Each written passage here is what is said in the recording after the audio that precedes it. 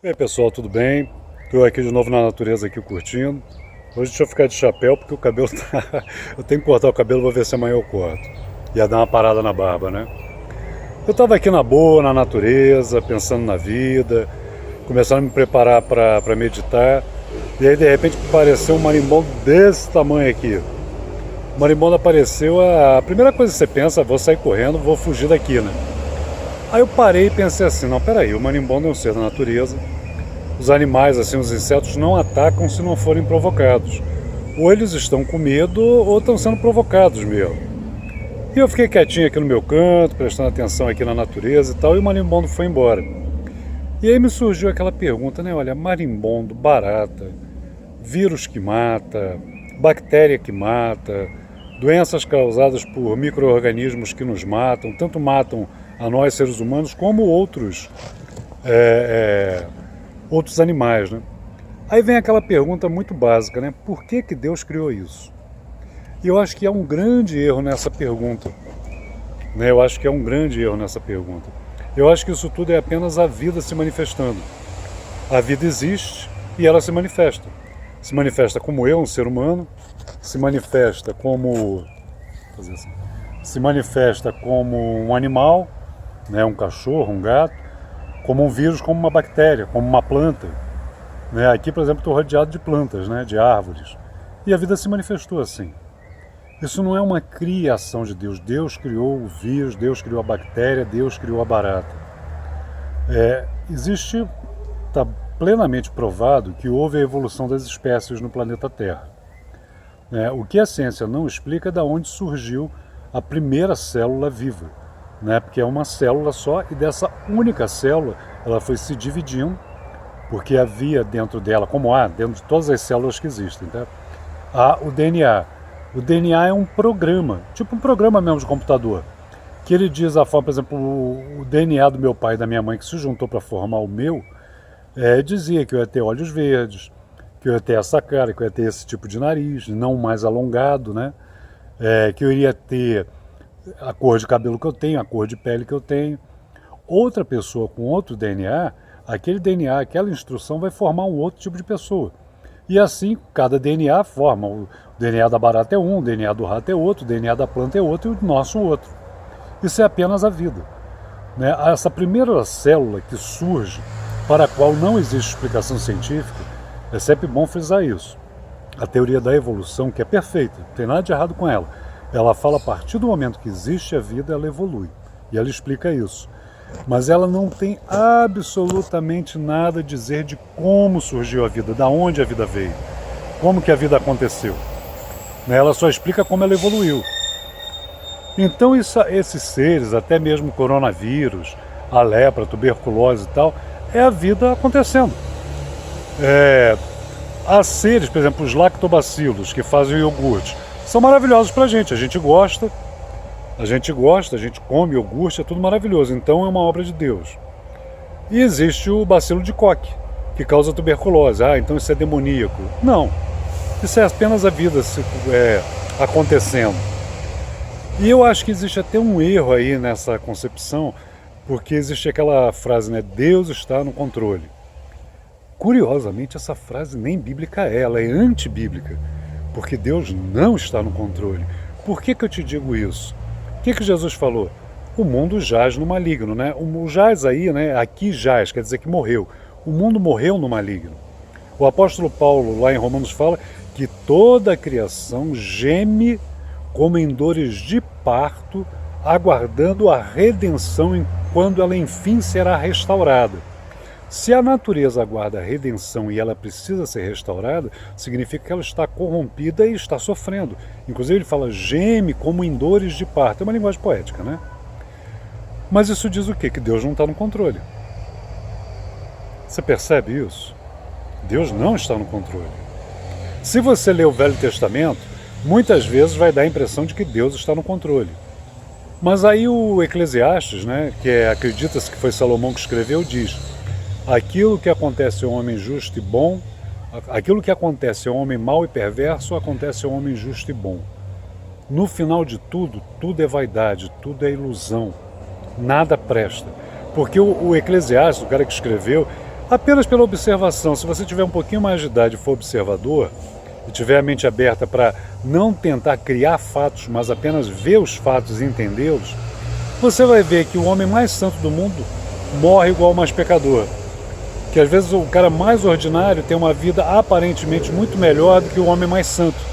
Com dinheiro, com tranquilidade, com saúde, enquanto o santo ali está se ferrando, passando fome, morre de doença.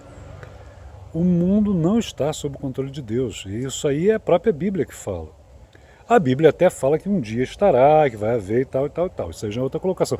Porque nem é essa a minha crença, mas eu estou colocando isso assim apenas em termo bíblico. Né? Porque se criou muito...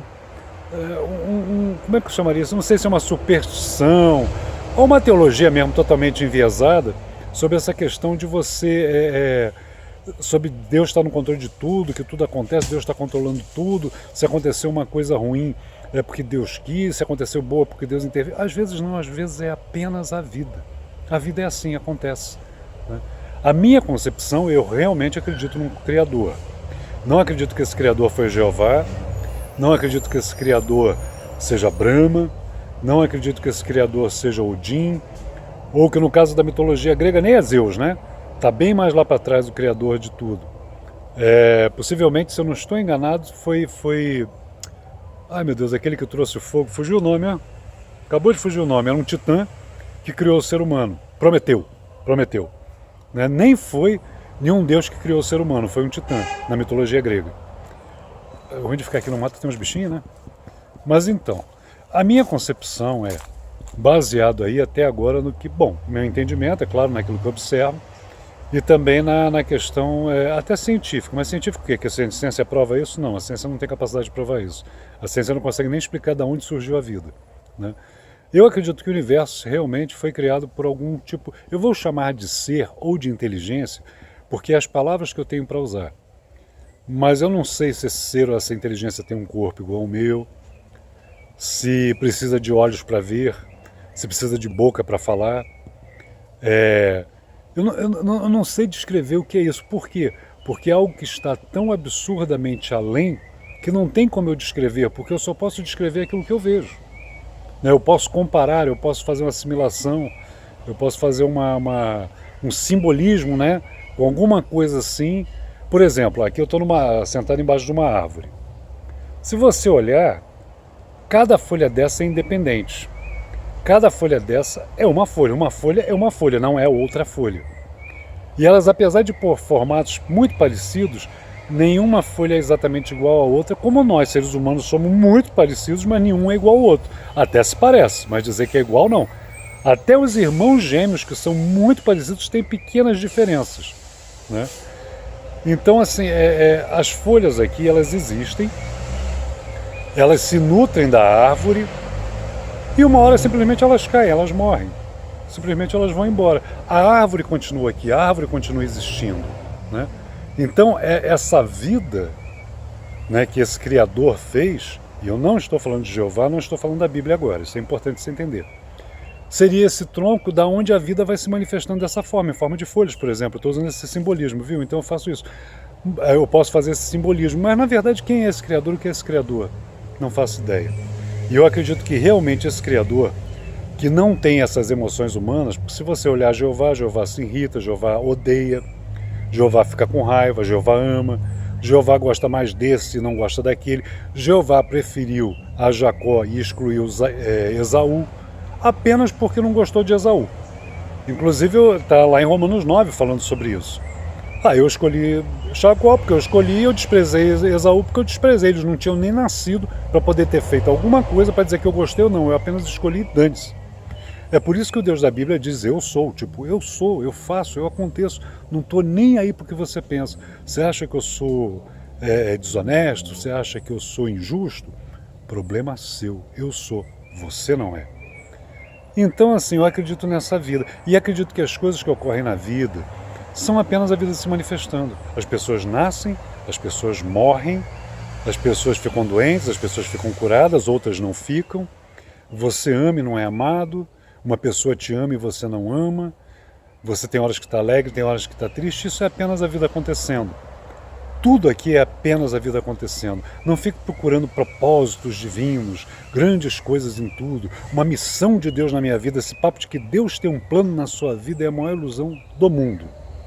O plano de Deus foi criar o universo. A partir dali a vida está apenas seguindo. É a minha visão. Então é a minha visão. Você não precisa concordar com ela. Mas eu, depois de pensar muitas coisas e analisar muitas coisas e acreditar em muitas coisas, eu estava pensando hoje, você já reparou que todo Deus, não importa se é Jeová, não importa se é um Deus da Umbanda ou do Candomblé, porque os orixás são deuses, né? Como eles estão inseridos hoje dentro de uma cultura cristã, as pessoas não entendem isso ou disfarçam, mas os orixás são deuses. Krishna é um deus, Alá é um deus, né? Nos países nórdicos, Finlândia, Suécia, Suíça, parece que está havendo um reavivamento, está voltando os cultos aos deuses antigos. Eles não estão se tornando ateus, eles estão se voltando para os deuses antigos.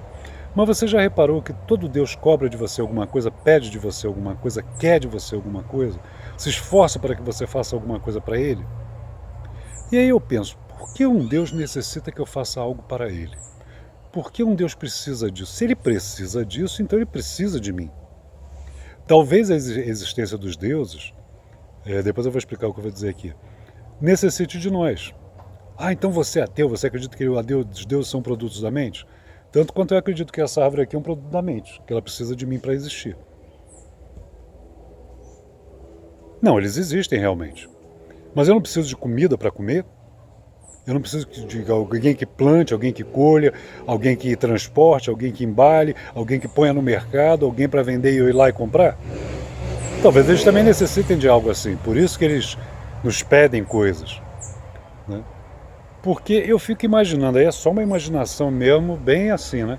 Se eu sou um Deus tão completo em mim, tão satisfeito em mim, por que eu necessito que um ser humano que é tão inferior a mim faça algo para mim? Eu até imagino, se eu fosse um Deus, eu não ia me importar em ficar por aqui não, cara, isso aqui é um horror. Meu Deus do céu, a vida, o ser humano é um bicho muito complicado, meu Deus do céu, ô bichinho complicado, ou difícil de entender, difícil de pensar, difícil de desencadear, difícil de olhar com o olho e ver. Se eu como humano isso me cansa, me irrita, inclusive a minha própria ignorância, tá? Não é só dos outros não, a minha própria ignorância me envergonha. Quando eu olho para mim, há uns anos atrás, eu tenho vergonha do que eu era. Falando, meu Deus, que cara tapado. Hoje eu estou melhor daqui, talvez daqui a 5, 6 anos eu olhe para mim hoje e diga, nossa, que vergonha que eu tenho de mim naquela época. E isso é bom, porque é sinal que eu estou evoluindo.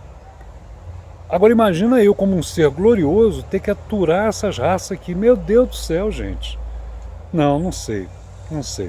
Não estou negando que eles existem, não estou dizendo que eles existem, estou inclusive afirmando que os deuses existem, vários. Não sei todos porque tem tanto Deus, eu não conheço. Agora eu conheço Jeová, né? Fui da igreja evangélica, Jesus, já ouvi falar muito de Alá, Krishna, eu leio o Bhagavad Gita, eu amo ler o Bhagavad Gita, tenho a maior admiração por Krishna, já tive sonhos com ele. As entidades da Umbanda eu conheço, os orixás da Umbanda eu conheço, eu tenho certeza que eles existem. Então eu não estou dizendo que os deuses não existem, eu só questiono por que eles precisam de nós. Uma reflexão apenas, não tem uma conclusão não. Valeu gente, até a próxima, se o Jeová não me queimar.